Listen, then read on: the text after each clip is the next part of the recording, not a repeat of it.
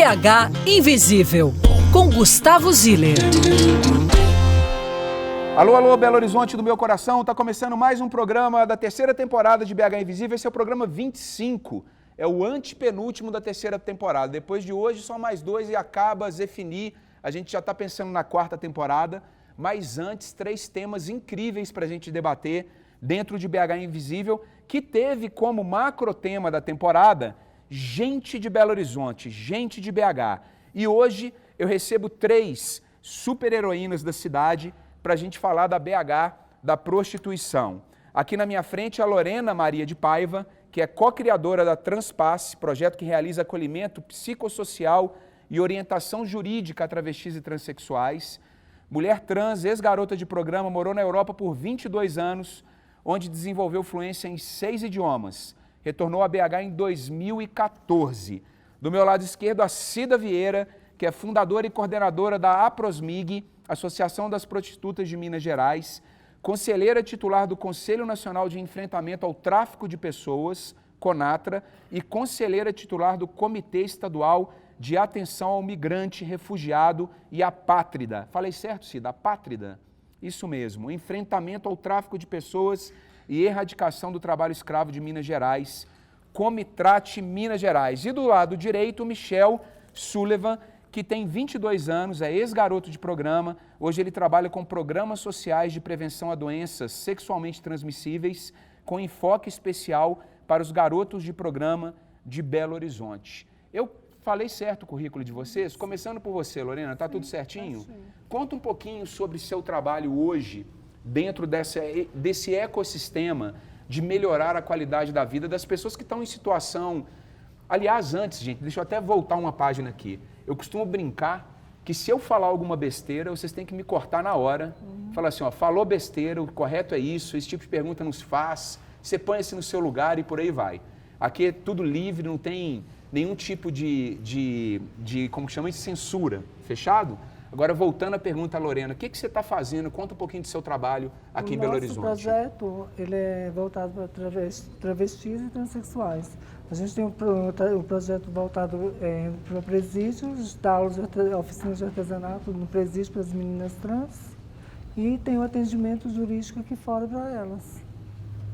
Que tipo de atendimento jurídico que vocês estão lidando diariamente, Lorena? O que chega para você que dá aquele susto assim? O que mais está tendo é retificação de nome, as meninas procurando retificar nome, tanto meninas trans como homens trans, meninos trans. A demanda maior que está tendo no momento é essa. Em Belo Horizonte isso é um problema? Tem dificuldade ou é só uma questão de burocracia? Tem um pouco de problema porque agora está sendo pago. Antes, quando era via judicial, era de graça. Agora o cartório não está mais aceitando os papéis da Defensoria Pública. Então tem muita menina carente. Nem todo menino tem dinheiro para pagar. Às vezes tem meninas de outro estado. A certidão de nascimento chega a custar 500 e alguma coisa de reais. Então é muito dinheiro. Para quem trabalha e ganha salário mínimo, é muito dinheiro.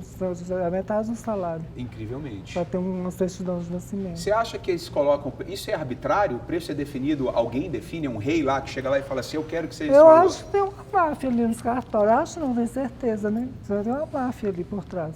Mas você acha que é para impedir esse direito ou é porque... Não creio que seja para impedir, para uma forma de ganhar mais dinheiro em cima da gente. No Brasil tudo é ganho. Entendi. O brasileiro que leva lucro em tudo, então acho que é mais a questão de ganho. Como a demanda é muita, e eles sabem que todo mundo quer trocar o nome. Eu vivi minha vida inteira, uma mulher com nome de homem, que pintou oportunidade. É claro que eu vou fazer de tudo para trocar meu nome. Né? Claro. Eles viram aquilo ali uma oportunidade de ganhar dinheiro. Claro, com certeza. Cida, passando para você, conta um pouquinho para a gente do seu trabalho na APROSMIG, como que foi a fundação dessa associação. É uma associação, né? Sim. Conta um pouquinho para a gente esse trabalho, Cida. Na verdade, sou prostituta, trabalho nas ruas, né, na Afonso Pena, e tinha muitos relatos da questão da violação de direitos humanos, violência, e até mesmo estupro, que era nessa época, era justamente os policiais abordando as meninas no endereço. E aí começou-se a gente a juntar, em 2002, junto à Rede Brasileira de Prostitutas, se criou a primeira Políticas Públicas, que é a CBO, né, Código Brasileiro de Ocupação. Então, a partir daí se deu voz ao movimento, junto com a Gabriela Leite e a Rede Brasileira de Prostitutas, na qual eu faço parte. Então, se veio essa ideia. O GAPA, que é o Grupo de Apoio à Prevenção HIV, que hoje, felizmente, se fechou por questão de recurso, ele começou a nos politizar sobre essas questões, o que é certo, o que é errado. Então, se viu uma janela para dizer que o trabalho é legítimo e as pessoas têm que respeitar. É a primeira profissão do mundo, né, e velha até hoje, né?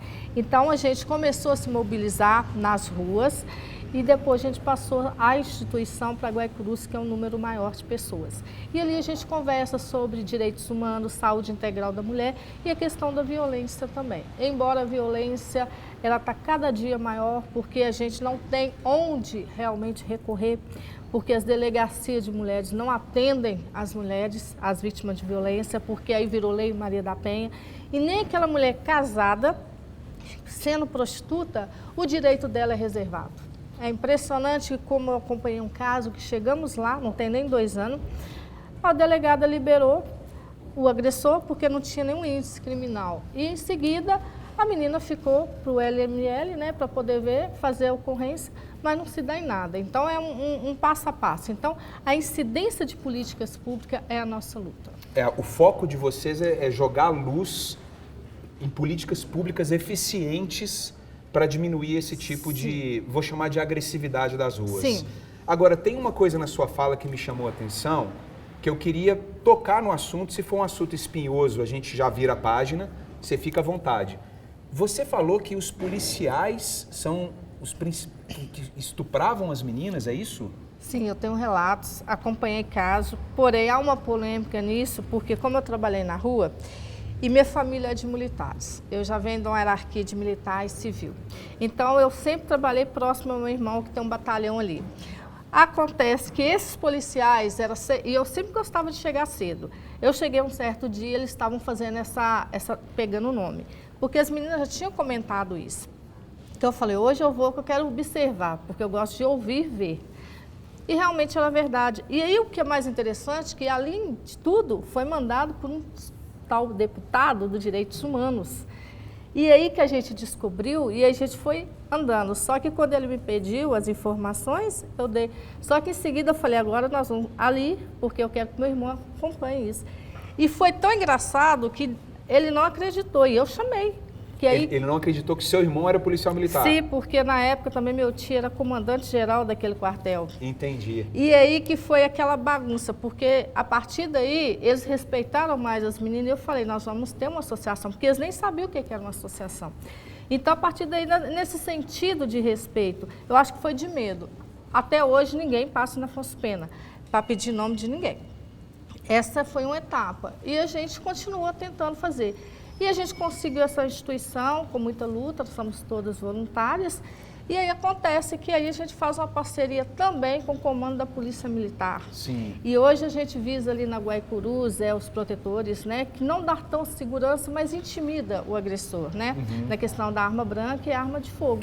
E aí a gente começa um diálogo com a polícia. Sim. Daqui do centro da Sexta Comunidade. Você diria que hoje existe uma harmonia entre vocês e os policiais, quem está na rua? Sim, alguns aspectos. Porque quando acontece qualquer coisa com garotas de programa, seja na área da saúde ou seja na área da polícia, eles acostumam chamar a gente de madrugada. Então, a gente tem esse vínculo. Às vezes, a gente consegue atender todos, mas nem sempre, porque nós somos instituição estadual e acontece que em Belo Horizonte são muitos trabalhadores que precisam ser ouvidas e ser respeitadas nesse vínculo de trabalho. Maravilhoso. Michel, agora com você. Conta um pouquinho do seu trabalho de prevenção e de até falar para a turma, vamos ficar esperto, né? O bicho está pegando e vamos conscientizar. Conta um pouquinho para a gente. A gente sempre faz a prevenção em saunas, cabines, que tem em Belo Horizonte, a maioria do povo não sabe, que tem muito garoto de programa em saunas, cabines, e a gente vai muito para a rua, onde a gente entrega insumos para eles e também leva para fazer testes, como sífilis, HIV e etc. Então, a gente sempre vai a locais, a gente é sempre respeitado. E sempre que a gente vai em sauna, eles já tem uma demanda pra gente. Então a gente senta com o garoto, conversa com ele. Então a gente faz esse trabalho bem em equipe mesmo. Quando vocês chegam no lugar para fazer o trabalho, Sim. vocês são bem recebidos porque as pessoas sabem que vocês estão indo lá Isso. para, sei lá, acolher e jogar o bem, é isso? Exatamente. Entendi. Então tem uma mobilização do lugar para permitir a entrada. Quanto tempo vocês levam numa, eu vou chamar de diligência? Chegou numa sauna ou num lugar específico, quanto tempo vocês passam lá? Tem um tempo médio de atendimento? Olha, dependente do demanda, a gente demora até mais. Porque o cliente, ou até mesmo o garoto de programa, vai falando com a gente. Então, ele conta a vida dele toda, até a gente pegar essa confiança com o cliente ou com o garoto, para ele falar se ele está com problema. Então, a gente demora mais um pouquinho. Então, a gente conversa no primeiro dia, aí no outro dia ele vai chamando a gente. Então, a gente vai pegando a confiança primeiro do garoto de programa. Entendi. Incrível. Há quanto tempo você está fazendo esse trabalho, Michel? Faz um mês. Um mês? Isso. Está curtindo? Tá. É uma coisa maravilhosa. Quantas pessoas estão na sua equipe? São 18 sedutores, entendeu? E cada um tem o seu campo. Então, junto com o meu parceiro, a gente tem um campo específico só para o garoto de programa. Entendi. Incrível. Vocês três são incríveis. Super heroínas de Belo Horizonte. Vou fazer uma pergunta agora bem direta. Vocês se sentem respeitados na cidade que vocês vivem? Vocês se sentem moradoras ativas de Belo Horizonte? Lorena, começando com você que rodou o mundo, fala 6 idiomas, você se sente Belo Horizontina? Uhum.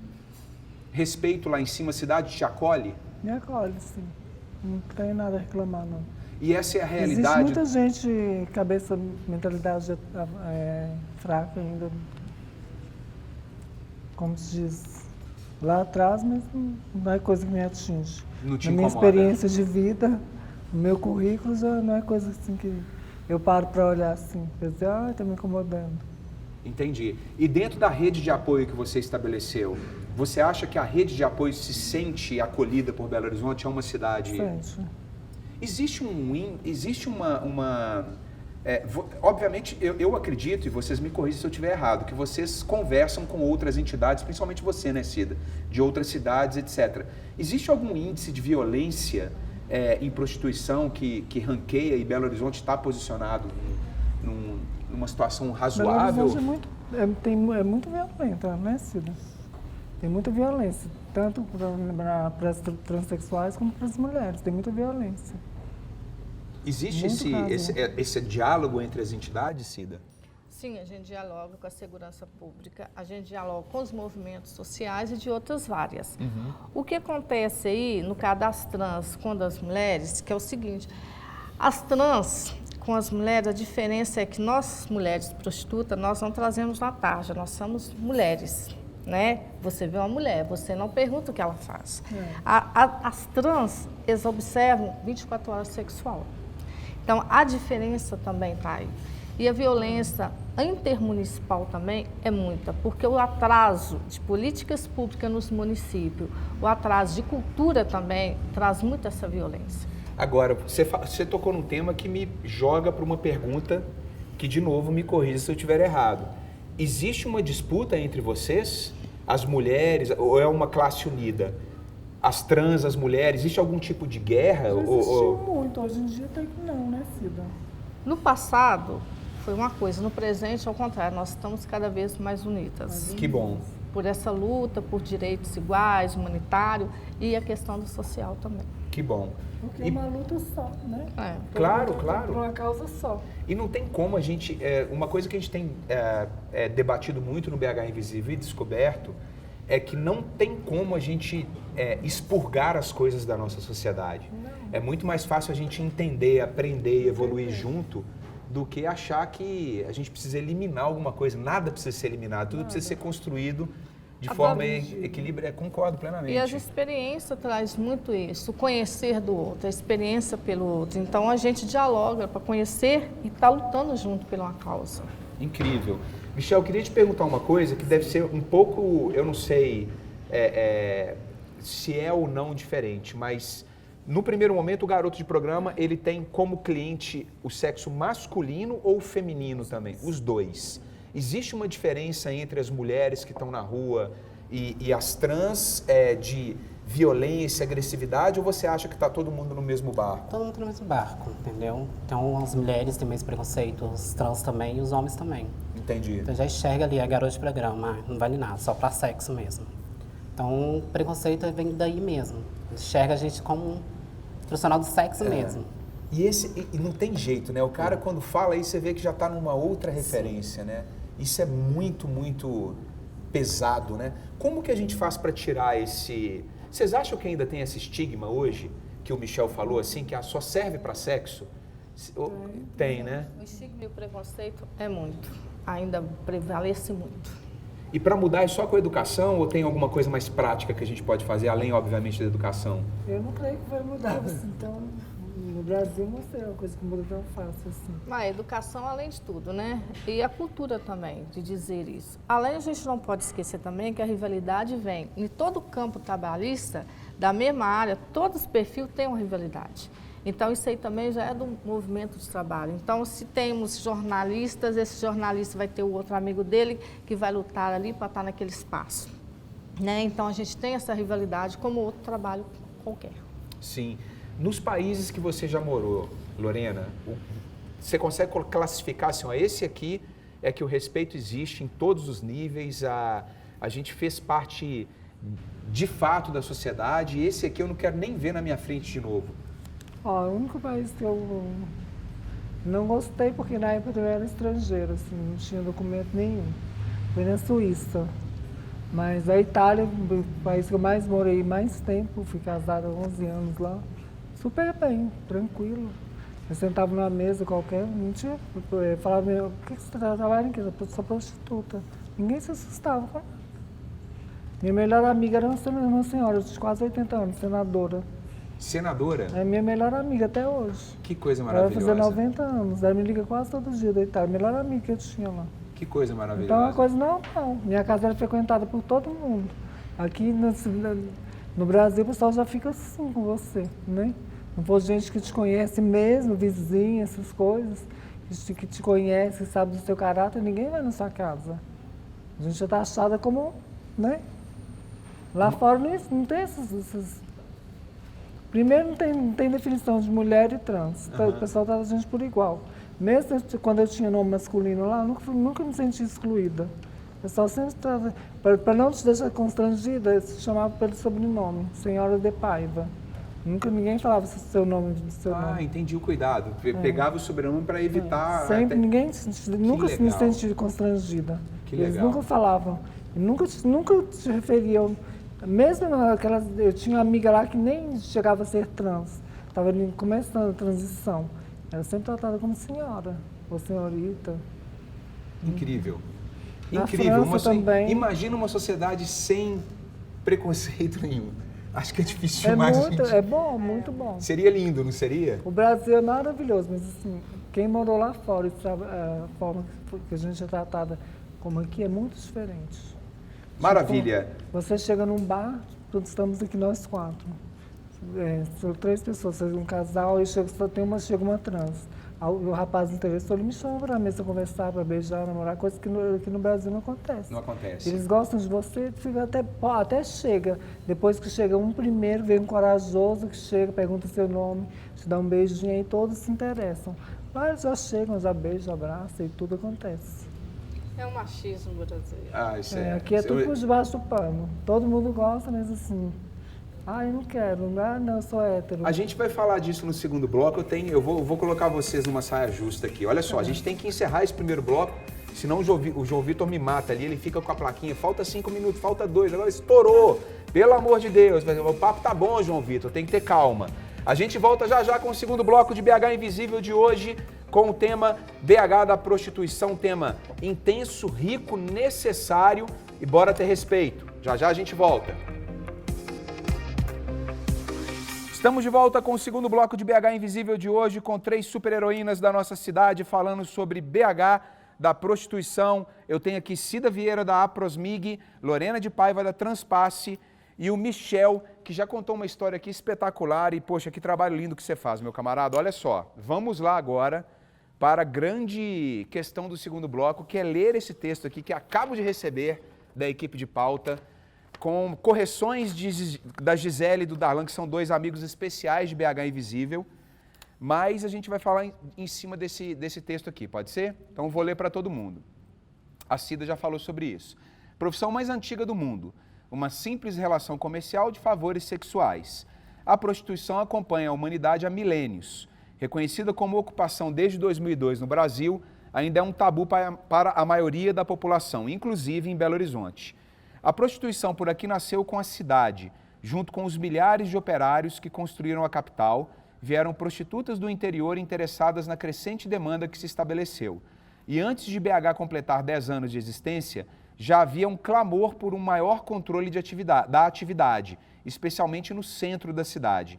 O primeiro local marcado pela prostituição em BH foi a parte baixa da cidade, especialmente o quadrilátero da zona, que ficava entre as ruas da Bahia, Caetés, Curitiba e Oiapoque, com destaque para a Avenida Oiapoque e a Rua Guaicurus.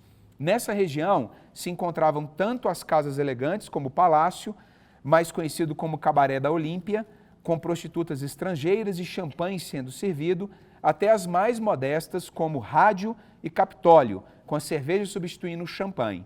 Havia espaço ainda para o Curral das Éguas, com quartos simples e escuros, que acolhia as prostitutas mais velhas e sem nenhum glamour. Nossa, que nome horrível. Nas décadas de 40 e 60, a Rua Guaicurus ganhou uma forte concorrência com o estabelecimento da boemia na Lagoinha e no Bonfim.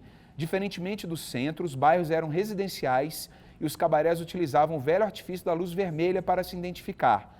Na Lagoinha, os cabarés somavam-se a vários bares, restaurantes, cinemas e clubes de dança, pontos tradicionais de encontros de boêmios e artistas da nossa cidade. Nesse período, 2 estabelecimentos ficaram notórios na cidade. Um deles ficava na Rua Guaicurus, o Dancing Montanhês. Você lembra do Montanhês, Cida? Sim. Lá os fregueses ganhavam um cartão quando entravam e a cada dança o cartão era perfurado. No final, as dançarinas recebiam segundo seus registros. Não havia quartos para encontros, que eram marcados em hotéis da região. O outro estabelecimento era a Casa da Zezé, na Floresta. Ela era uma cafetina com ares austeros que durante 4 décadas manteve sua casa perto da estação ferroviária e foi responsável pela iniciação sexual de milhares de homens. Hoje a prostituição em BH, como em qualquer grande cidade, é difusa, acontecendo em grande parte no universo virtual. Mas a Rua Guaicurus segue como referência com seus ilustres hotéis. Se não tem o glamour de antes, tem muito mais união e luta pelos direitos, como a criação da Aprosmig, o projeto do Museu do Sexo das Putas e o Puta Day. Tem alguma coisa aqui que está errado? Você que está mais ligado, está tudo certinho. Tá certinho. E deixa eu te contar uma coisa. Do jeito que está contada a história aqui, vocês têm acesso a uns figurão da cidade, não tem não? Dá para falar uns nomes aí para a gente botar? Não dá não, né? Do passado? Do passado? Afe Maria, Do lá passado. vem. Conte pra gente, Cida, os figurão. Juscelino Kubitschek. É mesmo, senhor JK. Tem até foto dele por lá. Por que você acha, então, que tem essa hipocrisia velada? Bom, eu penso comigo que no passado tinha-se mais recursos, né? Mais dinheiro. E as mulheres prostitutas ganhavam mais joias. Tem esse lado. Depois a questão vai mudando ao tempo, né? Então, assim, tem muito essas histórias. A casa da Zezé, eu frequentei, conheci, tinha as amigas lá que também trabalhavam até na rua. Então, assim, ia muitas pessoas e ainda vem, só que eles não gostam de ser identificados. Vem tipo assim, casa de swing, mascarados. A gente não pode contar porque é uma ética profissional. Claro. Eu ia até comentar isso. Eu fiz uma brincadeira aqui, inclusive, peço desculpas de mau gosto, mas existe uma ética que vocês respeitam até não poder mais, né? Com certeza. Com certeza. Lá fora é assim também, Lorena? Existe essa ética, acho que é mundial, né? Não liga muito, não. Tanto que eu morava numa cidade pequenininha, morei em Milão muito tempo, muitos anos. A minha chegada, meu acolhimento foi em Milão, quando eu cheguei. Depois fui morar no interior, cidade pequenininha. Eu tinha cliente político que saía comigo para todo lado, de mão dada, nos bar, cafeteria, ia para discoteca comigo. Lá não tem, o pessoal não é muito assim. Porque, na verdade, na Guaicurus... Lá é bem mais liberal. No Cassino Dance Show, eu acho que vai muito para esse lado da dançarina. E não da questão da trabalhadora sexual. Entendi. E hoje está mais assumido esse grupo. Então tem muito assim, vim para dançar no Dance Show, porque era famoso, tinha vários figurões, né, famosos hoje também, e história também da Guaicurus, que aí se cresce. Igual a Casa da Florinda, que hoje a gente luta pelo museu, né, que é a primeira casa de prostituição, que ali defendia várias garotas e ficavam por ali. E depois se estendeu isso para virar para os hotéis. Primeiro chega os caminhoneiros, aí vem as prostitutas e depois vem a igreja atrás. Essa rotina. Essa é a rotina. Essa rotina. No meio disso tudo, a polícia para tentar ou Harmonizar. tumultuar, organizar. Aí começa. Então tem esse historiamento nosso todos. Primeiro vem o caminhoneiro, depois vem a garota de programa, aí depois vem a igreja, depois vem a polícia, porque já deu problema. Deixa eu perguntar uma coisa para vocês três e fiquem à vontade de responder ou não. Eu vou começar com você, tá, Michel? A Cida tocou no assunto aqui do envolvimento do irmão dela, do envolvimento de um tio, né? E a gente vê que ela tem um certo suporte familiar. Você vai responder isso também, tá, Cida?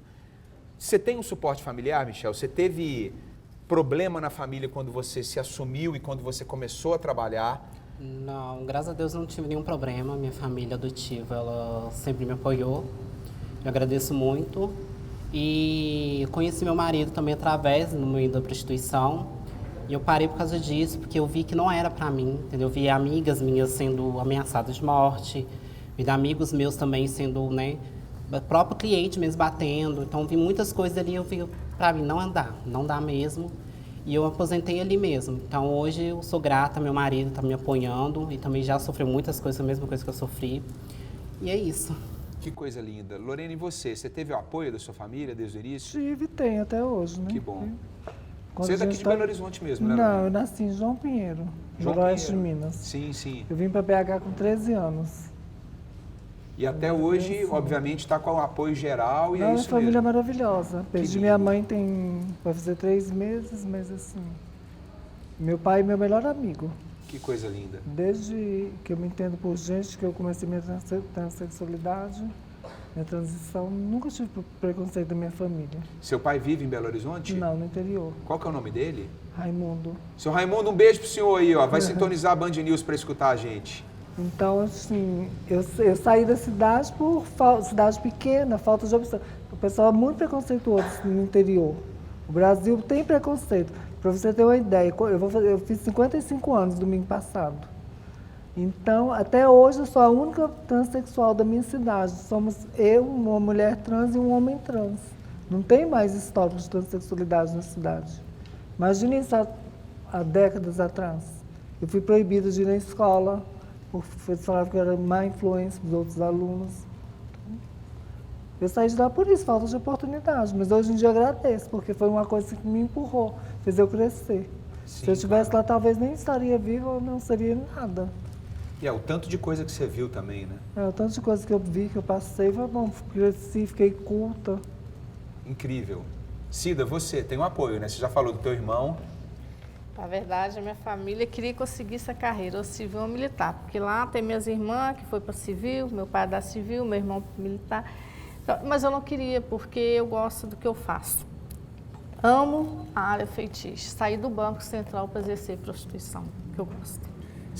Isso é uma coisa que eu não sei, se você tem conversa entre 10 pessoas, acho que 9 pessoas te perguntam isso, né? Se você gosta do que você faz, né? Amo o que eu faço. Que coisa legal. Me sinto bem, por isso que eu não sou bem com a vida, não tenho Sim. depressão. Se eu fosse engessar na ideia de todos que queiram, porque nem sempre que você vai ser seu filho. Existe uma divergência e vai divergir diálogos, né, da família. Então, a gente também tem que entender esse diálogo, de saber para que a gente veio e para onde o que a gente vai ajudar nesse mundo hoje. Então, cada um tem a sua missão, dizemos aqui. Você consegue desconstruir a sua missão, então? Porque a gente, aqui no texto tem uma frase, deixa eu tentar resgatar aqui, se eu acho rápido aqui, ó. Uma simples relação comercial de favores sexuais. De verdade é isso? Você acha que é isso? Na verdade, não é um favor sexual, é uma contratação de prestação de serviços sexuais. Então, com certeza, dialogando, há um trabalho, igual outros trabalhos, então dialoga-se. Então, contratação de serviço sexual para quem necessita. Você se sente uma terapeuta na sua sessão?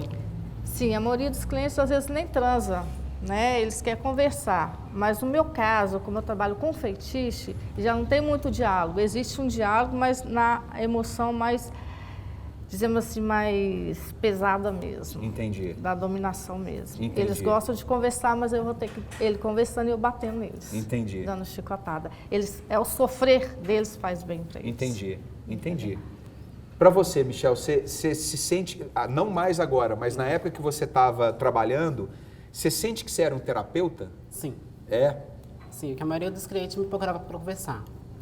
Porque naquela época era muito fechado, então os meninos mesmo não saíam muito na rua. Então, a maioria fazendo pela internet. Então a maioria das garotas de programa mesmo era travesti. Então os homens mesmo não saíam, porque as travestis não deixavam. Que aqui é nosso ponto, aqui vocês não entram. Então aquele dia rolava um meio preconceito entre homens e travestis.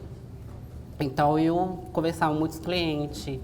Então eu sentava com até as esposas dele para conversar. Eu me sentia uma terapia para ele, então foi uma psicóloga.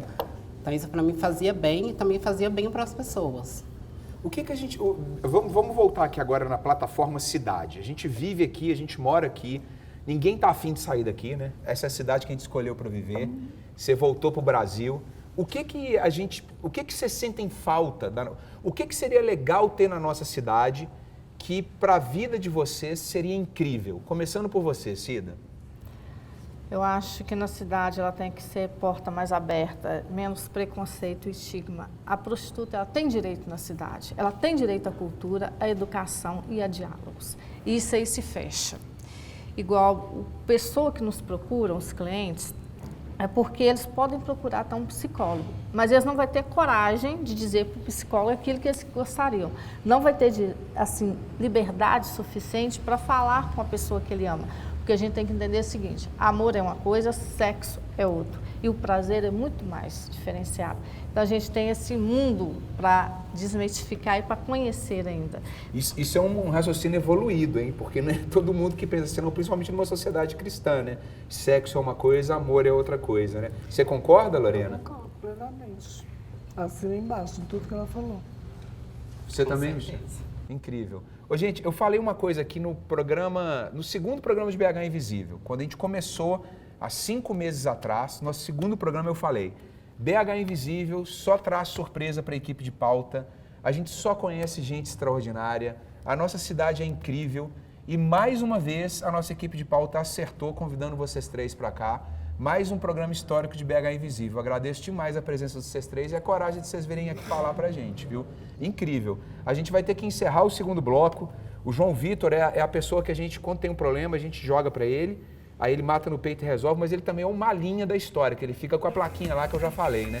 Já já a gente volta com o terceiro bloco de BH Invisível, hoje recebendo 3 super-heroínas da nossa cidade, Cida Vieira da Aprosmig, Lorena de Paiva da Transpasse, e o Michel Sullivan, eu não posso falar, né, do seu cargo numa tal entidade aí, mas que faz um trabalho lindo. A gente volta já já com o terceiro e último bloco de BH Invisível. Se liga! Senhoras e senhores, chegamos no último bloco de BH Invisível, aquele momento em que a gente fica com o coração apertado, mas também cheio de energia, porque a partir de agora temos uma eleição que já está definida. A Cida, então, que foi candidata, já vai ser a primeira prefeita de Belo Horizonte, cis, mulher, prostituta, está eleita. Lorena também está eleita e Michel estão eleita e agora vocês têm que colocar o coração para fora, o coração nessa mesa e me dizer o que está no coração de vocês para os próximos 4 anos de governo nessa cidade. Eu vou começar com Cida. Cida, diga aí o que está no teu coração, prefeito. Tu é prefeita agora, não adianta fugir não. Uma puta prefeita, Uma puta prefeita, tá certo. Então, primeiro que eu já sou da prostituição, eu já convivo com o puteiro. É organizar o puteiro da política que se constrói, que está no Brasil. Então, no município, como prefeita, a gente vai trabalhar justamente organizando esses puteiros do município. Começamos por aí. E também trazer a visibilidade de políticas públicas, que a gente não pode esquecer disso, né, para os movimentos mais que hoje em dia se necessário em todos, que é a área da cultura, educação. Então, a gente tem que trazer e dar um olhar diferenciado para os públicos vulneráveis. Então, é organizar esse puteiro que o povo não consegue organizar. Repete, você é uma puta prefeita. Sim, a puta prefeita. Quem vota na Cida aqui, por favor, levanta a mão. Então tá eleita, pronto. Cida eleita. E Lorena, você agora. Desculpa, Cida. E pelo número 69. Número 69, aí tá certo. Agora você, Lorena, nossa prefeita, que fala 6 idiomas. Aliás, vai ser a primeira prefeita de Belo Horizonte que fala 6 idiomas. Que eu acho que nem JK falava isso. Falava, você conheceu Não. ele... Conheceu não, né? Mas sabe quem conheceu, acho né? Que 3 ou 4, não lembro. Então você é a prefeita mais culta da cidade. O que tá no teu coração, Lorena? A primeira coisa que eu ia fazer, que é meu sonho, é abrir uma casa de acolhimento para travestis e transexuais. Uma coisa assim que, se eu ganhasse na Mega Sena amanhã, metade do meu dinheiro ia para isso. Então, acho que... E ajudar muitas, a nossa parte, travestis, transexuais, mulheres cis, na prostituição. A gente é uma comunidade muito invisível entre si. Como a Cida citou antes, a gente paga imposto igual a todo mundo, a gente não ganha nada de graça. Por que a gente tem que ser invisível? Né? Um copo de água que eu tomo, eu pago. Eu pago IPTU da minha casa, eu pago imposto do meu carro, eu pago seguro do meu carro. Então, eu ia incluir tudo isso. Mudar muita coisa. A rotina desse preconceito, entendeu? Você Eu acha, deixar a cidade mais... menos prefeita, camuflada. prefeita Lorena, Que é como muito que a gente camuflado. descamufla a cidade baseado na sua experiência lá fora? O que você viu lá fora que é legal, que daria para implementar em Belo Horizonte? Menos hipocrisia do povo. Lá fora o pessoal não é tão hipócrita igual aqui. Não tem o pessoal não se preocupa em parar para olhar o que você está falando. Se você para, aqui no Brasil é tipo assim, se você para ali, dá um beijinho numa trans, você é hétero, eu sou trans, você para na rua, me dá um beijinho, o pessoal já te taxa, ou como gay, você está saindo comigo. Lá fora não existem essas coisas. Porque o pessoal tem que abrir mais a mente. Existe amizade, existe sexo, existe tudo, né? Existe pessoas e pessoas, você vê aí. Eu tenho um slogan para sua campanha. O que que... A prefeita da mente aberta. Não Curtiu ou não? somente. Michel, você agora, primeira prefeita, desculpa, eu ia cometer um erro, de Belo Horizonte, e agora coloca o coração para fora aí. Primeira coisa que eu morar na educação e a saúde, porque a educação e saúde do Brasil está um caos. A gente vê, né, os postos, né, os hospitais superlotados, e também os exames, né, TST, a maioria dos povos tem preconceito ainda com o povo que tem AIDS, tem sífilis, então a gente tem que melhorar um pouquinho isso. E a educação, porque a primeira coisa a gente tem que ter educado. Educação em primeiro lugar. Tem que melhorar as escolas, construir mais escolas, e depois fazer uma casa onde colher todas as prostitutas, todas as travestis, trans e os garotos de programa também. Vocês dois estão... Se um foi eleito, o outro foi secretário, já começa a articular aí que vai dar tudo certo. Uma coisa que eu fico reparando, que é pouco falado para quem vai fora, eu acho que isso tem a ver com um pouco a pessoa que vai para fora, é a questão da urbanização do lixo. Fora do Brasil, você vê que as ruas são limpas. Você chega no Brasil, é aquela sujeira. Então, acho que isso tem muito a ver também com muita gente que vai para fora e volta. Nessa ideia de uma cidade limpa, dessa questão do lixo urbano também. Eu acho que deveríamos... Porque lá fora tudo é reciclável. A multa mais alta que tem na Itália é o lixo. Você não reciclou, é 400 euros. Eu acho que a população deveria também começar a fazer uma campanha na prefeitura de reciclagem de lixos para a cidade ficar melhor. Outro dia eu li uma coisa nas redes sociais que eu morri de rir, um camarada que eu sigo, que ele falou o seguinte, um amigo meu chegou aqui e falou assim, porque lá fora todo mundo cuida da cidade, ninguém joga lixo na rua, é proibido, não sei o que. Ele falou assim, mas no Brasil também é só não jogar, né? É a educação que... falta um pouco, né? Não trabalha-se muito isso, uma campanha visível a isso. Então tem essa respaldo também. Pessoal que está aqui, eu não perguntei, mas quem vota na Lorena, por favor, mãos para cima, está eleita também. Quem vota no Michel aqui também. Pronto, temos aqui eleitos 3 prefeitas de Belo Horizonte para o próximo quadriênio. Eu queria perguntar para a Cida sobre o Museu das Putas, que o Ramon já falou com a gente aqui. Conta um pouquinho para a gente do projeto e está aberto ao público, como que faz para ir lá conhecer e por aí vai. Na verdade, o museu é a ideia da Prosmig, que a gente coletou ideias da Guaicurus, juntando com essa história que você contou, e fomos procurar. E aqui na região tem uma casa abandonada caindo aos pedaços, que é do patrimônio material. Então a gente pegou essa casa e tentamos fazer uma arquitetura.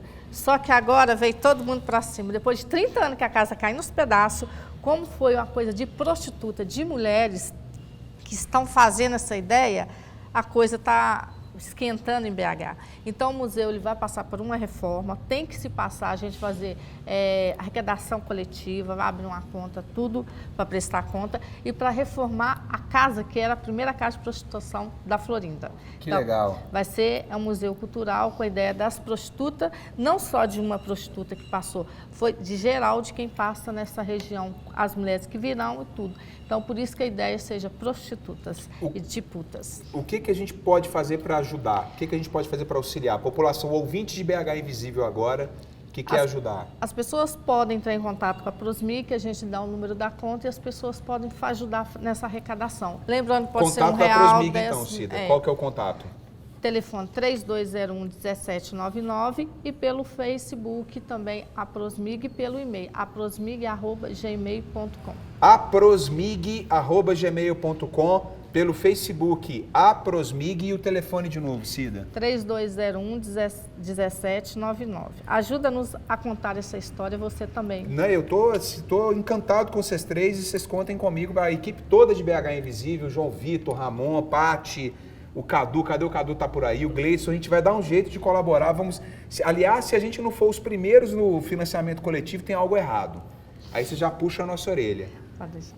Michel, para saber um pouquinho do seu trabalho, como que a população de Belo Horizonte pode auxiliar, tem algum contato da sua turma, como que faz para, eu quero ajudar, eu quero mandar insumo, como que a gente faz para entrar em contato? Só manda para as Promig mesmo, onde que a gente, junto, né, com a Associação das Promig, só manda para lá mesmo.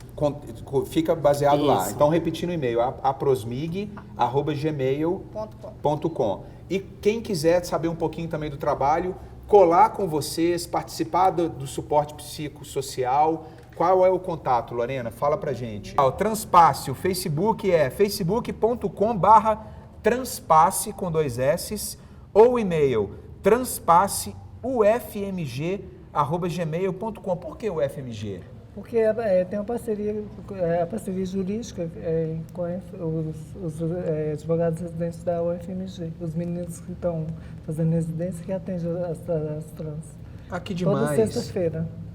Atende o público em geral a semana toda, mas na sexta, de meio-dia às 2h, é específico a população trans. Que coisa incrível. Eu vou repetir, transpasse.ufmg@gmail.com, facebook.com/transpasse. Ou então, se liga nas redes sociais do BH Invisível, que a Mônica, o Cadu, a turma que coordena tudo, começa a postar em breve as histórias e as coisas relacionadas a esse programa, e vocês vão ter esses contatos também.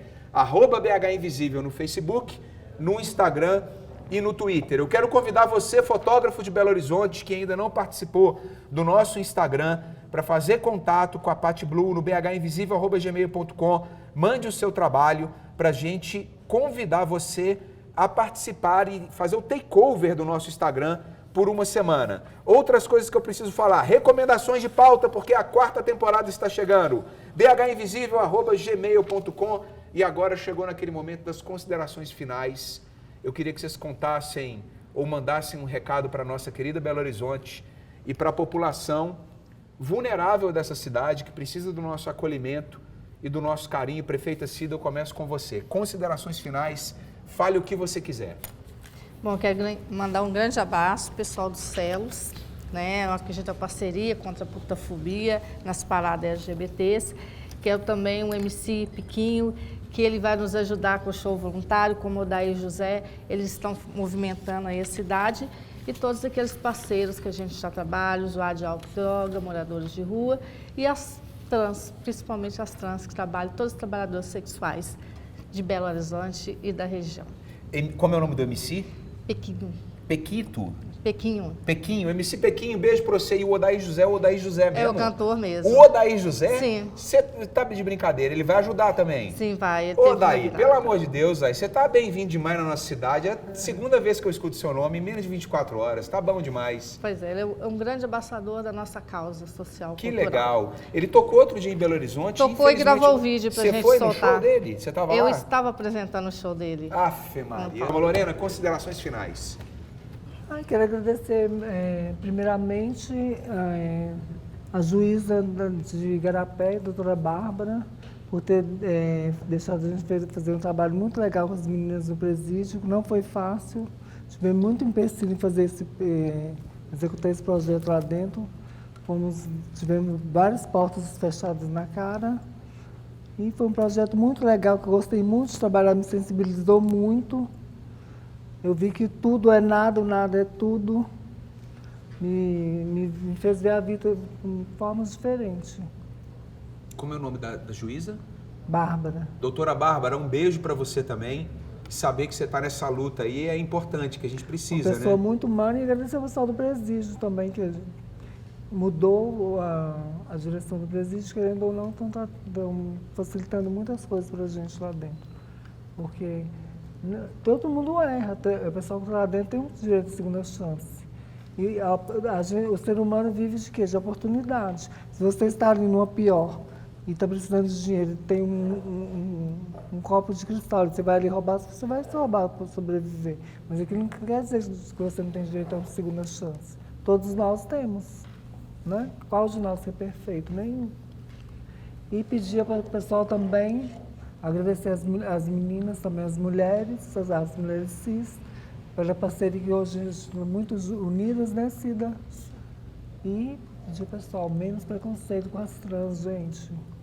Abrir mais as portas de trabalho. Tem muita menina capacitada querendo trabalhar, precisando de trabalhar. Porque a gente tem muita menina capacitada. Pessoal, abrir mais as portas, receber mais a população, precisando, mais espaço. Lorena, a gente teve um programa aqui já da BH Trans e Travestis. Foi um programa lindo também, como esse. Conheci 3 mulheres incríveis nesse programa, foi surreal.